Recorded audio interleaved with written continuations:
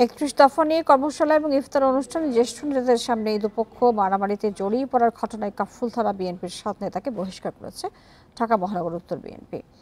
রোববার রাতেই তাদের বহিষ্কার করা হয়। ঢাকা মহানগর উত্তর বিএনপির আহ্বায়ক আমিনুল হক জানান, কেন্দ্র ঘোষিত কর্মসূচির অংশ হিসেবে গতকাল রোববার মহানগর উত্তরের বিভিন্ন থানার নেতাদের নিয়ে দক্ষিণখানে ৩১ দফা ঘিরে কর্মশালা এবং ইফতার অনুষ্ঠানের আয়োজন করা হয়।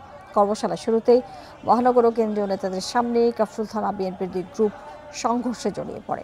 এই ঈদে জামা জুতো অ্যাক্সেসরিজের ডিসকাউন্ট। এই ঘটনায় যারা জড়িত তাদের কয়েকজনের নামে আগেই এলাকায় আধিপত্য বিস্তার ইস্যুতে লিখিত অভিযোগ রয়েছে বলেও জানান মহানগর উত্তরের আহ্বায়ক।